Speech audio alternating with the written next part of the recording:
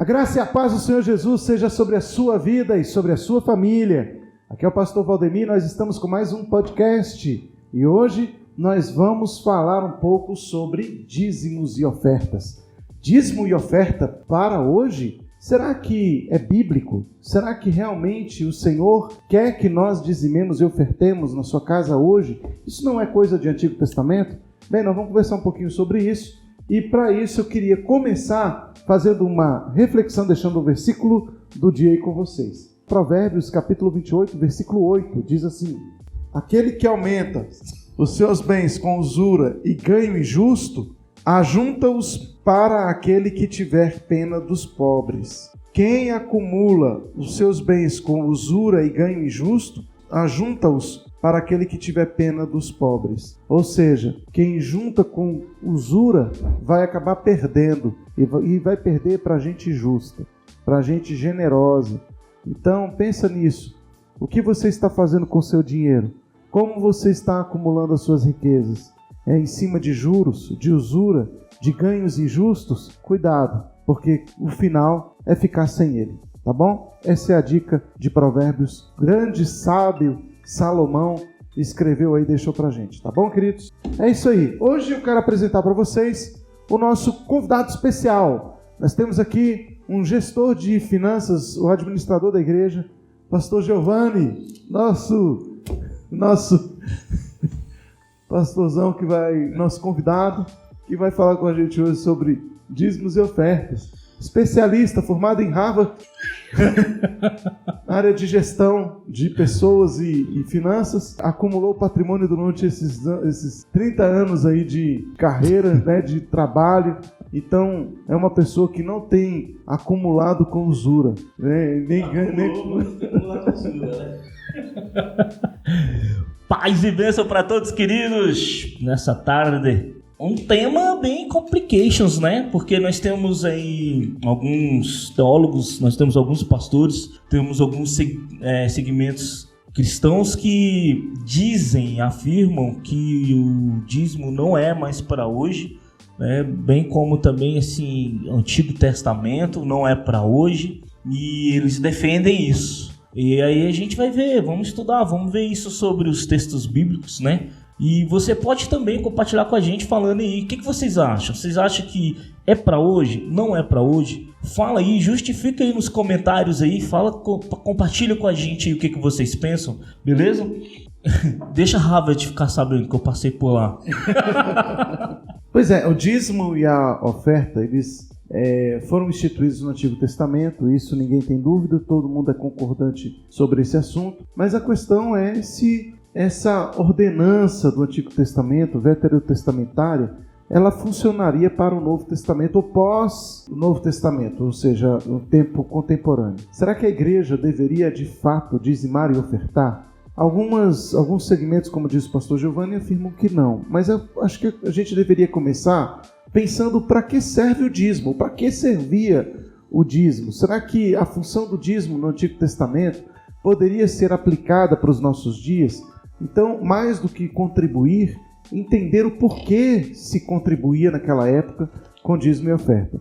Talvez você possa começar perguntando, bem, mas naquela época eles não davam dinheiro, eles davam ofertas de seus gados, de suas ovelhas, né? Não era um bem monetário.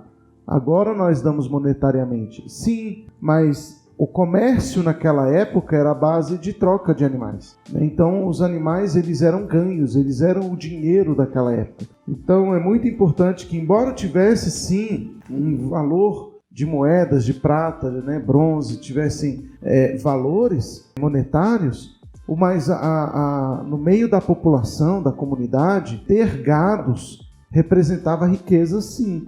Então, a pessoa que tinha animais, ela tinha posses, né? E esses animais, eles sendo oferecidos, consagrados, era sim uma oferta daquilo que era um bem da pessoa, que era um lucro da pessoa oferecido no altar do Senhor.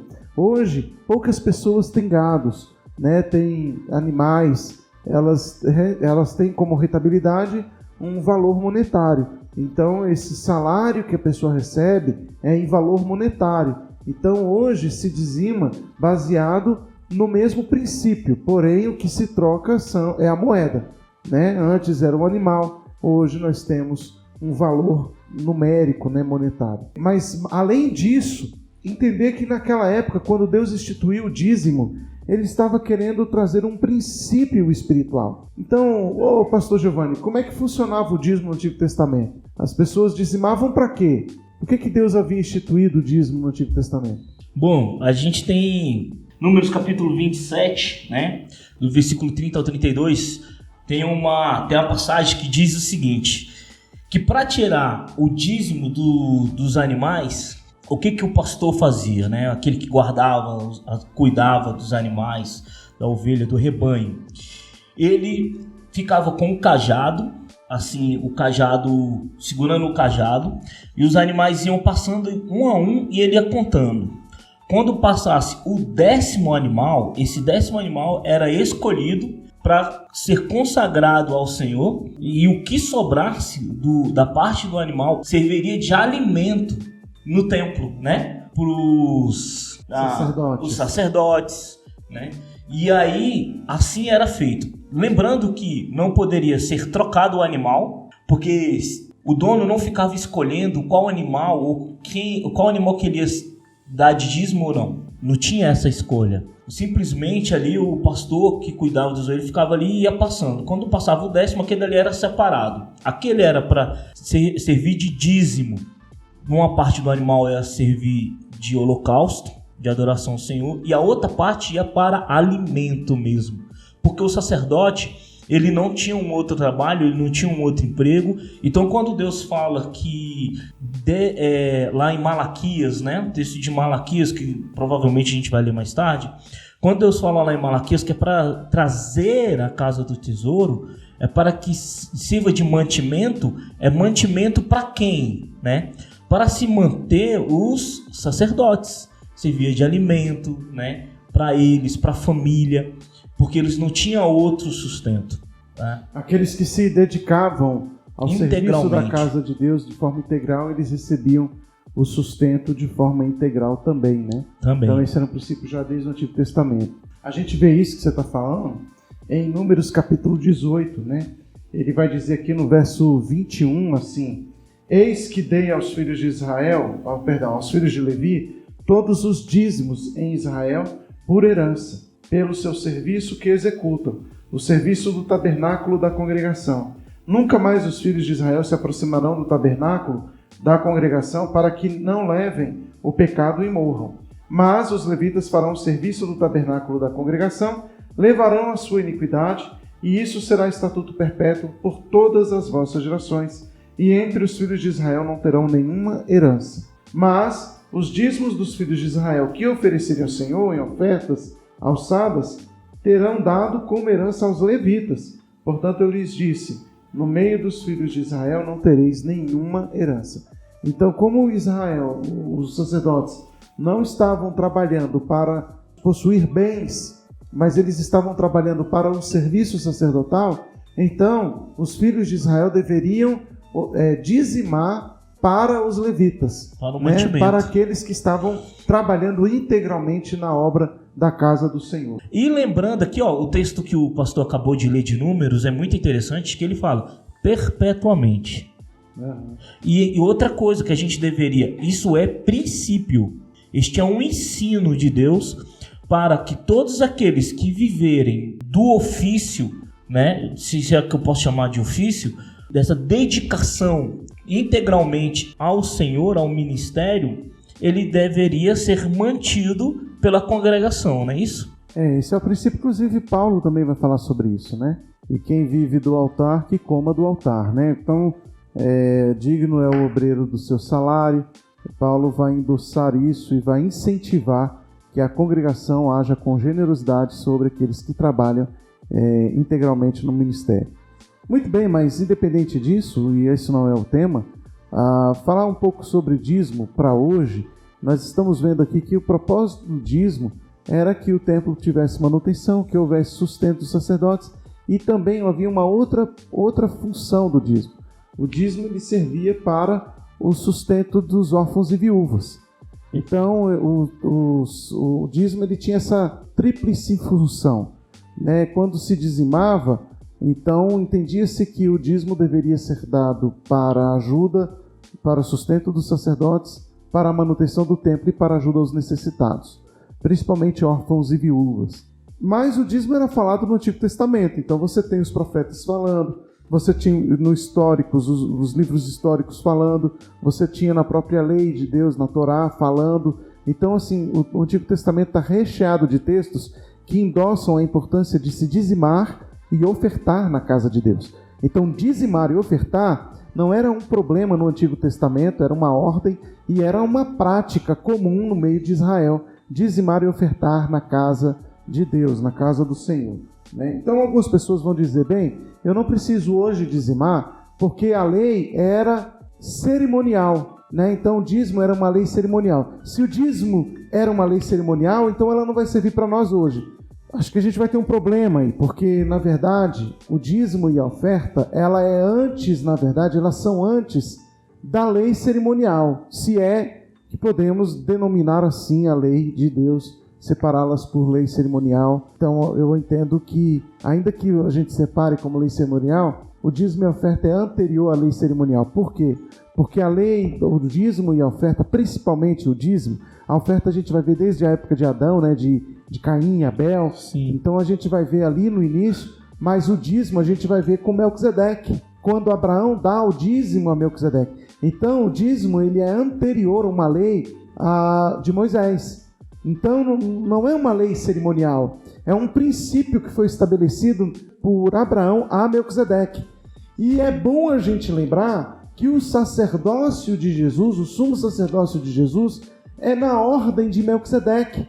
Então, se havia significado no dízimo na época de Abraão para Melquisedeque, obviamente haverá também para o sacerdócio da ordem de Melquisedeque, que é o sacerdócio de Jesus Cristo. De Jesus Cristo, Que se cumpre em Jesus Cristo, Exatamente. Jesus Cristo, ele veio dessa ordem, Dessa ordem sacerdotal, nessa unção sacerdotal sobre Melquisedeque, de Melquisedeque. Bom, aí a gente vai falar um pouquinho de... Porque assim, tem gente que pergunta, tem que ser a 10ª parte? Tem que ser 10%? Por que tem que ser 10%? Eu não posso dar um pouquinho menos? Eu não posso dar... Posso dar mais? Dízimo vem de 10ª parte. Não tem como mudar algo que já está... A nomenclatura, A 10ª parte do seu salário, daquilo que traz para você sustento. E aí quando o pastor fala assim, olha, na época, quando foi instituído pelo Senhor o dízimo, inclusive lá em Melquisedeque, que está lá em Gênesis, em Gênesis 14, Gênesis 14 e 20. O que eles deram de oferta, que Abraão deu de oferta, era o que ele tinha de sustento, era o que servia como base de troca, para os povos naquela época. Então era a paga mesmo, era o financeiro, a condição financeira era essa. Então hoje o que nós fazemos é dar o dízimo, a 10ª parte do nosso salário, como obediência. Então eu só queria falar um pouco dessa nomenclatura. Esse texto que você falou aí de Gênesis 14, 20, é muito claro. A Bíblia diz que Abraão deu a Melquisedeque o dízimo de tudo. Tudo. Não foram de algumas coisas, foram de tudo. De tudo que ele tinha. Eu devo dizimar o quê? Devo dizimar o líquido, o bruto, o tudo. Você tem que dar o dízimo de tudo, é o que Melquisedeque fez. Nós estamos dizimando a partir da ordem de Melquisedeque, ou seja, o parâmetro do dízimo é Melquisedeque. Foi o dízimo que Melquisedeque recebeu. É o dízimo que nós devemos oferecer para o ministério de Jesus Cristo, porque Jesus é sumo sacerdote pela ordem de Melquisedeque. Ou seja, o que se credencia ao ministério de Jesus é exatamente o reconhecimento da autoridade de Melquisedeque. Dizimar também é reconhecer a autoridade. Então, quando nós dizimamos na casa de Deus, nós estamos reconhecendo a autoridade da obra de Deus, do reino de Deus, sobre as nossas vidas. Então, dizimar na casa de Deus e para a obra de Deus é dizimar para Deus. E como é que a gente dizima para Deus? A gente dizima para Deus dizimando para Jesus, porque Jesus é a representação de Deus. Mas como é que eu dizimo para Jesus? Jesus deixou uma representação legal da sua presença. Ele vai dizer que a igreja é o seu corpo. Então a forma de dizimar é entregando para o corpo de Cristo o que pertence a Cristo. Foi o que Abraão fez com Melquisedeque. Por isso é necessário que nós dizimemos para a obra do reino de Deus através da igreja. E a igreja, diga-se, é a comunidade dos santos reunidas, o ajuntamento, né? Então isso é importante a gente entender. Agora é interessante nós entendermos que o dízimo é anterior à lei de Moisés, como o pastor Giovanni citou ali. Então no Novo Testamento, o que a gente vai ter é a presença também do dízimo nos evangelhos. Vamos olhar alguns textos aqui, pastor Giovanni. Eu não sei o que você está abrindo aí, o que você está programando aí, mas se você puder me ajudar abrindo a sua Bíblia em Mateus 23, 23. Vou abri-la. Ai de vocês, mestres da lei e fariseus, hipócritas, vocês dão o dízimo da hortelã, do endro e do cominho, mas têm negligenciado os preceitos mais importantes da lei: a justiça, a misericórdia e a fidelidade. Vocês devem praticar estas coisas, sem omitir aquelas. Então Jesus está endossando, dizendo que deve ser praticada estas coisas. Só que não basta apenas você dizimar, né, omitindo as outras coisas. Então o dízimo é endossado por Jesus e Jesus fala que deve se praticar estas coisas. Hebreus, no capítulo 7, no versículo 1, diz assim, porque este Melquisedeque, rei de Salém, sacerdote do Deus Altíssimo, que encontrou Abraão quando este regressava da matança dos reis e o abençoou, a quem também Abraão deu a 10ª de tudo, sendo primeiramente, por interpretação do seu nome, rei da justiça, e depois disso também rei de Salém, que é rei da paz. Sem pai, sem mãe, sem genealogia, nem tendo princípio de dias, nem fim de dias, mas feito semelhante ao Filho de Deus, permanece sacerdote para sempre. Então, esse negócio de que o sacerdote de Melquisedeque, o sacerdócio de Melquisedeque acabou, não. O sacerdócio de Melquisedeque permanece para sempre. Nós falamos sobre o sacerdócio levítico ter acabado, mas não o sacerdócio. O sacerdócio de Melquisedeque permanece para sempre. E continua dizendo: considerai agora o quão grande este homem era, a quem até o patriarca Abraão deu o dízimo dos seus despojos. E verdadeiramente, aqueles dentre os filhos de Levi que recebem o ofício do sacerdote têm ordem de tomar os dízimos do povo. Veja só. Verdadeiramente, aqueles dentre os filhos de Levi que recebem o ofício do sacerdócio têm ordem de tomar os dízimos do povo, segundo a lei, isto é, de seus irmãos, ainda que estes também tenham saído dos lombos de Abraão.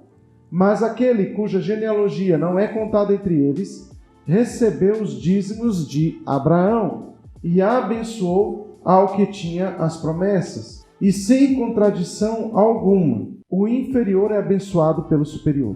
E aqui, homens que morrem recebem dízimos. Lá, porém, os recebe aquele que pode provar que está vivo. E assim como digo, Levi também, que recebe dízimos, pagou-os por meios de Abraão, porque ainda encontrava-se nos lombos de seu pai quando Melquisedeque encontrou, de modo que se a perfeição viesse pelo sacerdócio levítico, pois o povo recebeu a lei sob este sacerdócio, que necessidade haveria ainda que outro sacerdote se levantasse segundo a ordem de Melquisedeque e que não fosse chamado segundo a ordem de Abraão? Porque ao mudar-se de sacerdócio, há uma mudança na lei também, pois ela é necessária. Porque aquele sobre quem estas coisas são ditas pertence a outra tribo a qual nenhum homem assistiu no altar.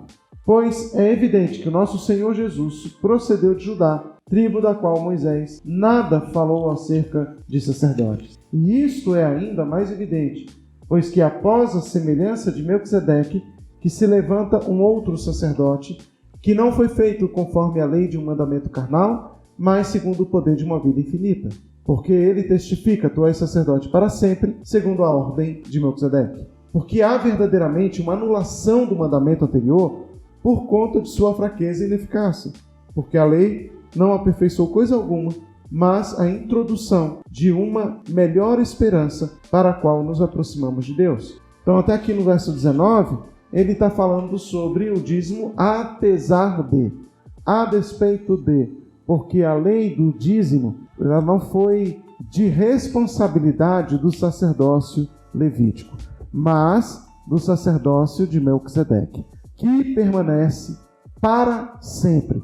Portanto, eu não tenho legitimidade, eu não tenho embasamento bíblico para dizer que o dízimo acabou, simplesmente pelo fato deles ter sido ensinado no Antigo Testamento e proclamado no Antigo Testamento. Se o próprio Cristo disse que nós devemos fazer estas coisas sem omitir as outras, devemos continuar fazendo, contribuindo com o dízimo e com as ofertas.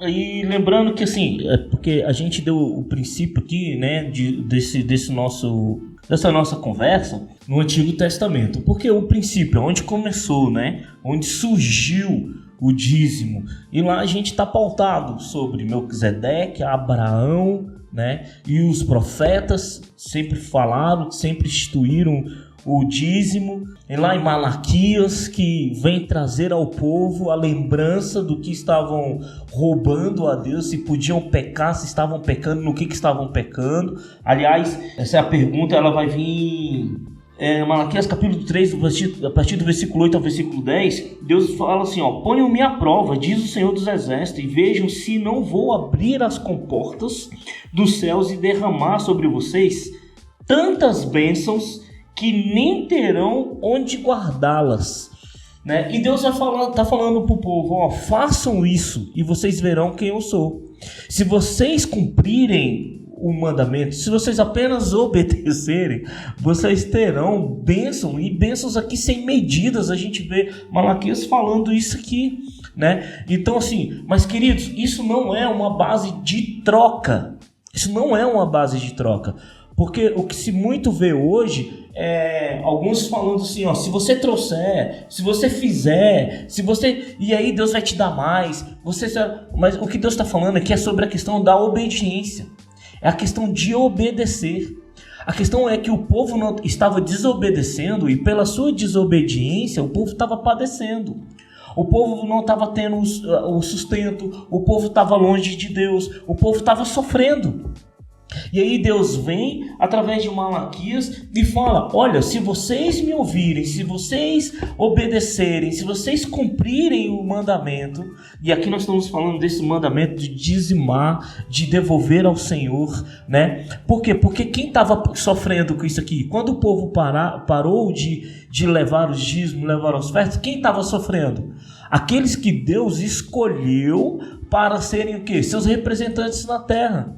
Né? Os sacerdotes, né? Os levitas que prestavam serviço, porque quando começa a faltar o sustento para eles, é porque o povo não estava obedecendo, o povo não estava sendo obediente. Com isso, Deus vem e abre os olhos deles e fala, olha, se vocês apenas obedecerem e cumprir o mandamento, vocês verão o quanto eu derramarei sobre vocês as bênçãos. E aí Malaquias vem e traz isso aí. Bom, é interessante porque logo depois de Malaquias, né, do livro de Malaquias, já vem o quê? Já vem entrando aí o Novo Testamento, né?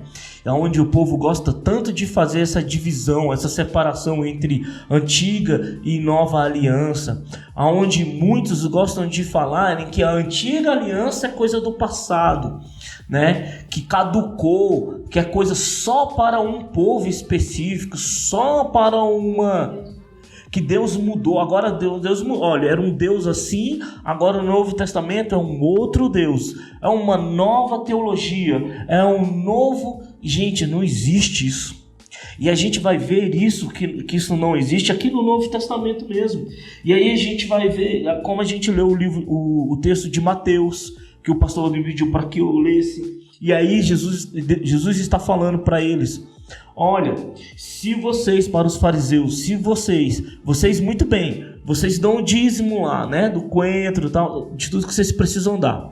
Porém, vocês não são justos. vocês não aplicam a justiça.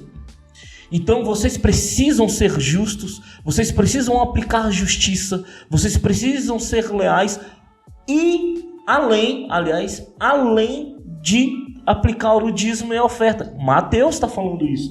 E não só em Mateus vai estar falando isso, mas também nós vamos ter vários outros textos. E quando Jesus fala isso, a ideia aqui da fé, da misericórdia, né, e da justiça, Jesus está falando que aliás, essas coisas têm a ver com o dízimo, porque dizimar na casa do Senhor, ela tem a ver com ela é tzedek. Tzedek significa justiça. Então Deus está falando, olha, não é uma justiça apenas entregando, mas existe a necessidade de que a sua vida ela seja para a proclamação da justiça. Se você observar Mateus capítulo 6, verso 33, Jesus vai falar assim: buscai em primeiro lugar o reino de Deus e a sua justiça. Então a ordem de Deus é que todas as coisas sejam estabelecidas a partir da justiça. E como é que a justiça é estabelecida? Começa pelo dizimar e ofertar na casa de Deus. Por que isso? Porque primeiro, quando você dizima, você está não apenas entregando um dinheiro no altar, mas você está, através dessa atitude, reconhecendo quem é o Senhor. Então você dizima para quem tem autoridade. Então essa era a ideia. Por isso que Abraão dizima tudo para Melquisedeque, porque ele reconhece a autoridade que vem de Deus. Ele reconhece que Melquisedeque era um rei da justiça. Melquisedec, ele era um rei de justiça. Então ele fala, peraí, onde há justiça nós devemos reconhecer e devemos investir. Então ele abre mão de si para investir. Se a igreja é a proclamadora da justiça de Deus e ela traz a justiça de Deus, nós devemos sim, com certeza, dizimar na casa de Deus. Então esse é um princípio que você encontra no Antigo, bem como no Novo Testamento. É a lei de Deus. Agora, 1 Coríntios, capítulo 9, para mim, ele também é muito elucidativo. Versículo 11, ele fala assim: se nós semeamos para vós coisas espirituais, será muito colher de vós coisas carnais? Verso 13, não sabeis vós que os que ministram as coisas santas vivem das coisas do templo?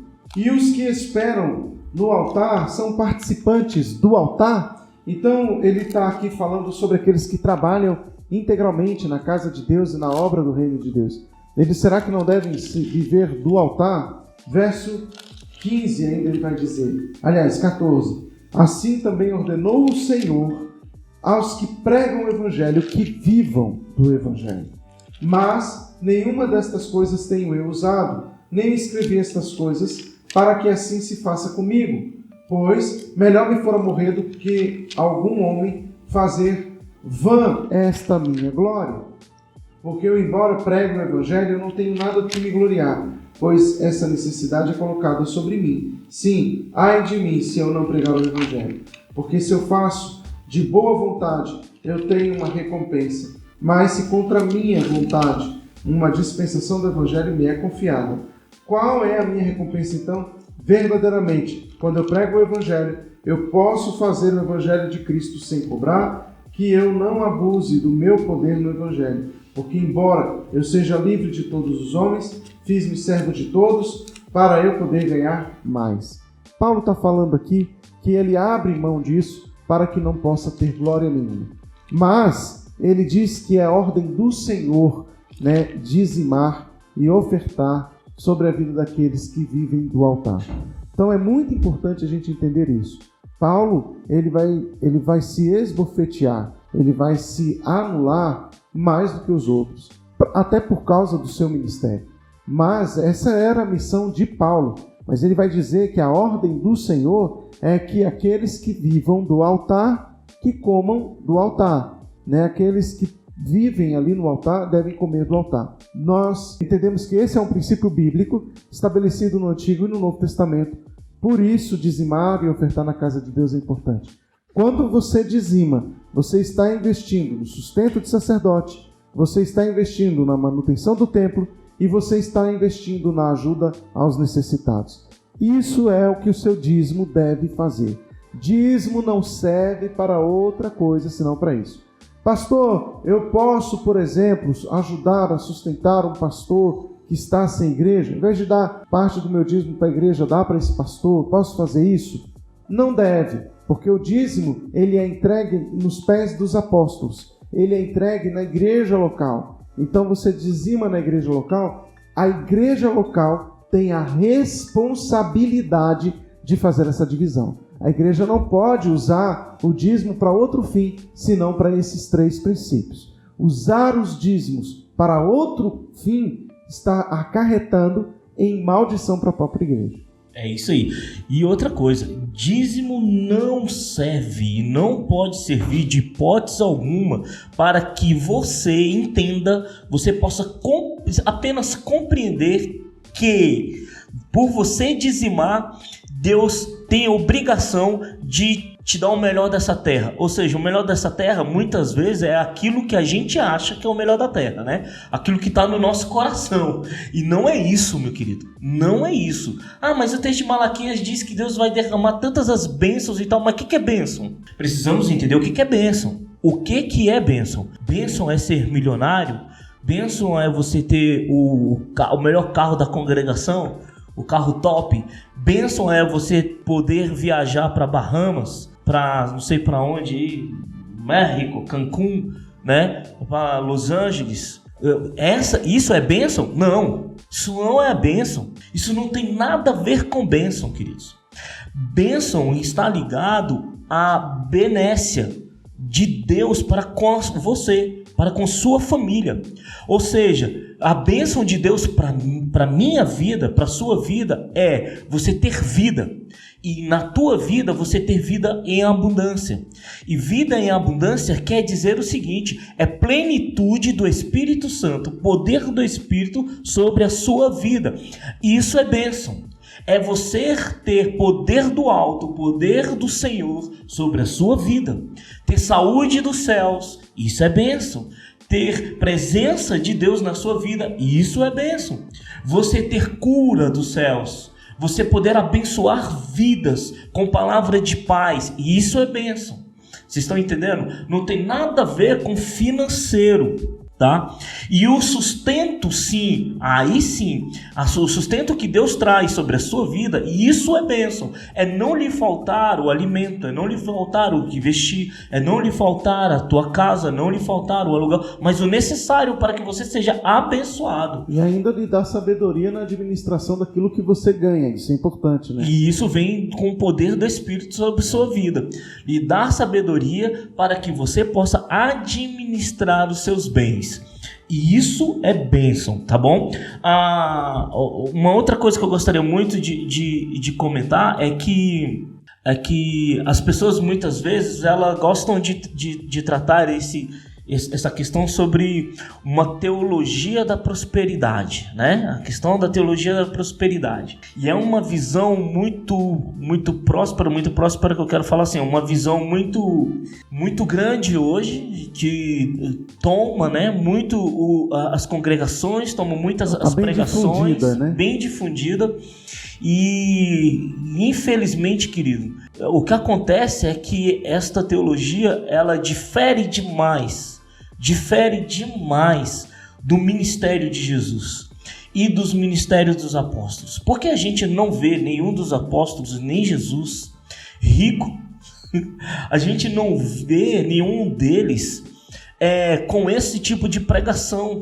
A gente não tem essa pregação, a gente não tem essa teologia na Bíblia, acontecendo de fato na Bíblia. O que a gente vê é quando aproxima de Jesus um jovem rico, e não fala que esse jovem rico, que ele roubava, que ele era um político, que ganhava de forma errônea o seu dinheiro, nada disso, era um jovem rico, né? E Jesus fala assim, pois muito bem, você quer dar o reino nos céus, né? Você quer ir para a eternidade, você quer ter a eternidade, faz o seguinte, vende tudo o que tem e divide, né? E dá aos pobres. A Bíblia, isso é justiça. A Bíblia condena a riqueza, né? Ela condena a riqueza entre aspas. No sentido, né? Não a riqueza literalmente, porque inclusive o Senhor nele há riqueza. E ele é o Senhor do ouro e da prata. e Ele vai nos abençoar com toda sorte de riquezas. Então, não é nesse aspecto que eu estou dizendo. Eu estou dizendo que o rico, considerado rico na Bíblia, é aquele que retém o que ganha, que acumula para si a riqueza. Então a Bíblia vai chamar esse de rico. Por isso você vai ter o jovem rico, você vai ter o rico Lázaro, você vai ter, enfim. Os ricos na Bíblia são aqueles que acumulam, ao contrário daqueles que são generosos. Então a riqueza não está pelo quanto você ganha. E esse é um entendimento que os judeus sempre tiveram. A riqueza não está pelo valor que se ganha. A prosperidade, então, uma pessoa que ganha, por exemplo, 30 mil reais, não significa que essa pessoa seja mais rica do que uma pessoa que ganha 3 mil reais. A pessoa que ganha 3 mil reais, se ela retém o que ela ganha, ela é rica, porque ela está acumulando para si a riqueza. Ou seja, ela está gastando o dinheiro todo com ela e para ela. Ela só olha para a sua própria necessidade, para o seu próprio umbigo, para a sua própria vontade. Então o seu ego é que manda. Ela está se servindo a si própria. Porquanto uma pessoa que ganha 30 mil reais, ele pode pegar esses 30 mil reais e generosamente contribuir na casa de Deus e ajudar outros necessitados. Então essa pessoa na Bíblia não é chamada de rica, ela é chamada de pessoa generosa. Então a generosidade, ela faz parte do coração do discípulo de Jesus. O problema é quando nós queremos acumular a riqueza. O acúmulo da riqueza está o problema, porque o amor ao dinheiro é a raiz de todos os males. Então, uma vez que nosso coração está inclinado à riqueza, nós vamos querer guardar aquela riqueza para nós. Nós acumulamos aquele dinheiro para a gente. Nós não temos dinheiro para ajudar outras pessoas. Esses aí não herdarão o reino dos céus. É mais fácil um camelo passar pelo fundo da agulha do que um rico herdar o reino dos céus. Aí sim, né? Essa é a linha. Essa porque eu já vi gente falando assim, né?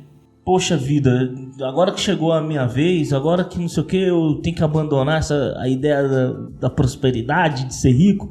Se for nesse sentido de enriquecer e somente ter bens para si e desfrutar sozinho disso, sim, querido, abandona essa ideia. Porque a pessoa de 3 mil que for generosa e a pessoa de 30 mil não, então essa pessoa generosa de 3 mil, ela não é rica, ela é próspera. Isso. No sentido bíblico. O né? Dizimar, ele é um ato de fidelidade. E de reconhecimento. Por isso exatamente, um ato de reconhecimento e fidelidade. Porque você só pode ser fiel a partir do momento que você reconhece. A fidelidade, ela é um ato da fé. Não tem como você desassociar a fidelidade da fé. Então, dizimar é um ato de fé. Porquanto que ofertar é uma questão de amor. Não é uma ordem explícita de ofertar. Mas há um ato de amor, de voluntariedade. Por isso que a Bíblia diz que nós devemos contribuir conforme o coração. Ele não está falando de dízimo, mas ele está falando de oferta. Ofertar é uma questão de amor, é uma questão de coração, de você vir à necessidade e seu coração se inclinar àquilo. Gente, isso é muito importante, porque ofertar devolve o coração da igreja. Então veja só, dizimar e ofertar, talvez você fale assim, mas essas coisas foram criadas aí para ficar arrancando dinheiro da igreja, da gente. Não pense assim. Isso está escrito nas Escrituras Sagradas para nos abençoar desde o Antigo Testamento, não só agora. O problema é que o coração do homem está cada vez mais ganancioso e o homem está ficando cada vez mais apegado ao seu dinheiro. A verdade é essa. Os homens estão vivendo cada vez mais para si, em busca da sua própria felicidade. E eles buscam um evangelho em que eles possam viver com o dinheiro para si, em que eles menos contribuam. Vou dar uma esmola. Pensa em contribuir esmolando. A esmola, Deus não precisa dela, porque o Senhor é Deus do ouro e da prata e Senhor de todas as coisas. A obra de Deus não precisa da esmola. A esmola é o resto, é o que sobra. A esmola é o troco, né? Deus não precisa do seu troco, Ele é Senhor de todas as coisas. Você sim precisa da graça de Deus. Você sim precisa ter um coração generoso. Você e eu sim precisamos que o nosso coração seja tratado para que não sejamos agarrados ao dinheiro. Então, o amor ao dinheiro é a raiz de todo o mal. Por isso, o dízimo e a oferta é tão importante, porque trata do meu amor ao dinheiro. Eu só vou saber que eu tenho amor ao dinheiro quando eu tenho dificuldade de dizimar e ofertar. Isso aí é o maior sinal de que o meu coração está preso ao dinheiro. E aos gananciosos não cabe espaço no reino de Deus, porque eles estão vivendo em função do dinheiro. É porque o trono do coração já está ocupado. Já está ocupado, exato. E aí esse trono aí no coração não é Deus, é o dinheiro, né? E esse é o problema. Eu acho interessante que o dízimo e oferta é uma via de duas mãos, né? E ela trata tanto com a pessoa, né? Tratando com o seu coração, fazendo com que a pessoa entenda que o seu coração não pode se render ao dinheiro. Ela dizia, a oferta, ela está se desapegando ao dinheiro. Ela diz, olha, isso aqui não me domina. Porém, isso aqui, o dinheiro, o meu dinheiro, o que eu ganhei, o que eu trabalhei, ele vai servir para justiça, para o meu próximo, né? Na questão da oferta. E na questão do dízimo, é o reconhecimento. Com o dízimo eu reconheço. E isso é tão sério que diz que o seguinte, que a pessoa não pode nem... Sim, a orientação bíblica, né? E se você tiver alguma coisa contra o seu irmão, deixe no altar a sua oferta, reconcilia-te com teu irmão e volta para entregar. Então você essa questão da oferta. Então olha só a importância da oferta, porque não adianta só você entregar lá a sua oferta e você não ser uma pessoa justa, você não ser uma pessoa que ama ao próximo, uma pessoa que tem amor pelo próximo, né? E se você tiver mal com o seu próximo, você tem que primeiro tratar o seu coração, se restabelecer com o próximo, para que aí sim você possa ir lá e ofertar, entregar a oferta, né, de amor. E por isso que é interessante que a oferta ela também deve ser entregue com alegria, com canção, né? Não deve ser entregue de qualquer forma, né? Eu acho muito interessante tudo isso. E aí, pastor... O apóstolo Paulo, falando um pouco sobre a oferta agora, a gente viu que o dízimo é algo que Deus estabeleceu no Antigo e no Novo Testamento, que é uma ordem de Deus, e que ordem não se discute, se obedece, isso é questão de fidelidade, amor ao Senhor. Mas a oferta ela é especificamente coração inclinado, é amor. E olha o que nós vamos encontrar em 2 Coríntios, capítulo 9. 2 Coríntios 9, verso 6, o apóstolo Paulo vai dizer, mas digo isso, o que semeia com moderação, também colherá com moderação. E o que semeia em abundância colherá. Cada um dê conforme propôs o seu coração. Não está falando de dízimo, está falando de oferta. Cada um contribua conforme propôs no coração.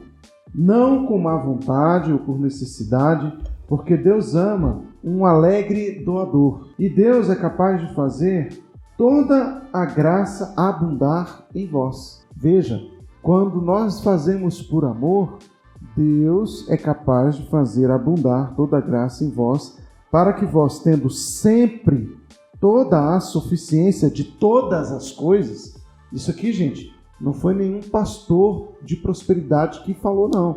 Foi o apóstolo Paulo. Ele está dizendo que quando nós ofertamos com generosidade, com abundância, com alegria, não é com mesquinhez, não é com trocado, é com abundância, ele diz o seguinte, Deus mesmo, faz abundar em vós, fazendo com que vocês tenham sempre toda a abundância em todas as coisas. Sejamos abundantes em tudo e mais, e abundeis em todo bom trabalho, conforme está escrito. Ele espalhou, deu aos pobres, a sua justiça permanece para sempre. Observe, a justiça permanecer para sempre está ligada ao sacerdócio de Melquisedeque, conforme nós falamos. Aquele que ministra a semente e ao que semeia, também ministra o pão para o alimento e multiplique a vossa sementeira. Então, nós somos os semeadores. O dinheiro é a nossa semente. Quando nós semeamos no auxílio, na ajuda, na contribuição, com generosidade, a Bíblia diz que Deus vai multiplicar não só o nosso pão, o nosso alimento, mas Deus vai fazer com que os frutos da sementeira nas nossas mãos multipliquem também, ou seja, mais a gente tenha condições de semear. Quanto mais eu tenho, mais eu vou ter. Quanto mais eu investir, quanto mais eu abençoar pessoas, mais eu vou ter para abençoar. É o que a Bíblia está dizendo. E a Bíblia ainda diz assim: multiplique a vossa sementeira e aumente os frutos da vossa justiça, sendo enriquecidos em todas as coisas, para toda a generosidade. Para que Deus vai me enriquecer? Para a generosidade. Eu não vou ser enriquecido para ficar rico. Eu vou ficar enriquecido para a generosidade. É simples assim. A qual faz através de nós ação de graças a Deus. O apóstolo Paulo nos ensina que a igreja, ela tem um pensamento diferente no mundo. No mundo, a pessoa enriquece, ela vai querer aumentar o seu patrimônio, ela vai querer aumentar as suas coisas, ela vai querer ficar um apartamento mais luxuoso ainda, ela vai querer um carro mais importado ainda, mais novo ainda, ela vai querer comprar outros imóveis, ela vai querer investir mais no seu patrimônio, e a pessoa gastou a vida dela toda enriquecendo-se. A Bíblia proíbe isso. Ela diz que quando você enriquece, quem dá o enriquecimento é Deus, para aumentar a sua generosidade. Ou seja, eu vou ganhar mais, é para abençoar mais. O problema é que se o nosso coração estiver focado no dinheiro, a gente vai sempre achar: eu não sei o que vai acontecer amanhã, eu não sei se vai... Mas Deus está falando, se você investir, Deus vai te fazer prosperar. E quanto mais coração generoso, é Ele quem vai dar a semente. Gente, o segredo está aqui, está na nossa cara e a gente não vê. Não é a teologia da prosperidade, que o sinal da prosperidade está no acúmulo da sua riqueza. Não é isso. A Bíblia está dizendo que Deus dá para que seja dado mais ainda. É generosidade. O segredo da prosperidade é a generosidade. Por isso, a oferta, ela é essencial, ela é fundamental e ela foi estabelecida lá atrás. Porque a oferta, ela quebra o meu coração ganancioso e ela me converte ao coração de Deus para a obra de Deus. Basta a gente olhar para o próprio Deus, que é a nossa referência. Deus não nos deu nada mais e nada menos do que o seu único filho. Gente, quem tem filho sabe que o filho é o maior bem que nós possuímos. Não existe nenhum outro bem maior do que os filhos. Deus tinha um único filho, e esse único filho, Ele ofereceu. Basta isso, gente. Se a gente entender que o coração de Deus é generosidade, Deus não acumulou filhos, Ele entregou. E quando Ele entrega o seu filho, olha o que vai acontecer, a bênção da generosidade. Jesus não se torna mais o unigênito, mas agora o primogênito dentre muitos irmãos. A semente que Deus semeou multiplicou. Deus ensina que na oferta os bens são multiplicados para toda a generosidade. E justiça, né? E justiça dos povos, justiça das nações. Em cima disso do que o pastor Valdemir está falando, olha só o que vai falar esse texto de Atos 20, versículo 35. Em tudo o que fiz, mostrei a vocês que mediante trabalho árduo devemos ajudar os fracos, lembrando as palavras do próprio Senhor Jesus, que disse: a maior felicidade em dar do que receber. Então isso é a oferta. Mais feliz do que recebermos alguma coisa, do que ganharmos qualquer coisa, deve ser a de doar. Porque quando nós doamos, quando nós damos, quando nós entregamos, nós estamos fazendo justiça para com os mais pobres, para com os fracos. Entende? E nós seremos abençoados para que continuemos sendo generosos, né? Ministros de paz, ministros de justiça, né? E não é questão de justiça social, faz parte. A justiça social, ela acaba sendo executada, acaba sendo feita, mas é uma questão por justiça divina, justiça dos céus, justiça do reino. Lembrando que nós somos chamados para manifestar o reino de Deus, propagar o reino de Deus. Como é que nós podemos propagar o reino de Deus? Propagando a justiça de Deus. Como nós podemos propagar a justiça de Deus? Sendo justos, como Jesus foi justo. E o melhor ato de justiça é a contribuição, é a generosidade. Generosidade. Isso é interessante que você está falando, porque se a gente segue o princípio bíblico, hoje a gente não teria pobre na terra. A gente tem pobre na terra porque a igreja não tem sido generosa como deveria ser generosa. A igreja tem o poder de mudar a história do mundo. O problema é esse. Então, por exemplo, às vezes as pessoas falam assim: eu não gosto de entregar muito dízimo e oferta na igreja porque isso vai enriquecer pastor. Gente, você está enriquecendo o pastor já está errado porque está enriquecendo. Quem está enriquecendo é porque não está sendo generoso. Então ele nem pode ser pastor. Porque pastor não é para acumular, é para também ser generoso. Porque a generosidade é para todos. Pastor é para servir. É para servir. Então, mas tem gente que usa esse pretexto porque, sim, existem maus pastores? Existem maus pastores. Né? Existem, assim como existem bons pastores. Existem os maus pastores. Mas isso não é motivo para que você quebre um princípio bíblico, porque uma pessoa está liderando lá, quebra um princípio bíblico. Simplesmente sai fora. Vai para uma igreja que se pregue a palavra de Deus e que viva a palavra de Deus e que o dízimo e a oferta é praticado lá e de forma generosa. Então, se você observar que há generosidade, ora, invista. Mas você não pode deixar de dizimar e ofertar porque você tem pastor que está enriquecendo. Gente, isso é muito subjetivo. Isso não tem fundamentação bíblica. Isso não tem princípio bíblico. Isso não é desculpa. Porque existem, pastores que estão desviando as ovelhas, é que você não vai mais participar de uma congregação? Não existe isso. A ordem de Jesus é que nós sejamos a igreja, chamados para fora, façamos discípulos de todas as nações. Nós devemos nos congregar. A igreja significa ajuntamento. A gente tem que se ajuntar. Então, ou seja, não é por causa de um problema que acontece lá que eu vou tomar uma atitude contra a palavra de Deus. Peraí, está errado. Nós precisamos entender que há princípios bíblicos e que devem ser falados, devem ser entendidos e seguidos. Olha, me desculpem, não sei se você tem uma igreja ou um pastor que prega contra dízimo e oferta para hoje, mas esse pastor não tem fundamentação bíblica para invalidar uma palavra de Deus. A palavra de Deus é a mesma ontem, hoje e eternamente. Céus e terra passam, porém a palavra do Senhor jamais passará. Então ninguém tem autoridade para invalidar a palavra de Deus. O Deus que pregou sobre dízimo, que estabeleceu o dízimo e a oferta no Antigo Testamento, é o mesmo Deus do Novo Testamento. Então ele não mudou, a sua palavra permanece para sempre, e quem está mudando a palavra de Deus está correndo um sério risco de pregar uma heresia, ok? Então essa é só uma dica para você, e aí nós falamos aqui sobre dízimo e oferta. Pastor Giovanni, você quer falar mais alguma coisa? Não, é só que, querido, se você por algum motivo, alguma causa, deixou de dizimar e de ofertar, volte o mais rápido possível, peça perdão, se retrate com o Senhor, entende? E comece a fazer o seu ato de justiça, né? Comece a viver a justiça de Deus, tá bom?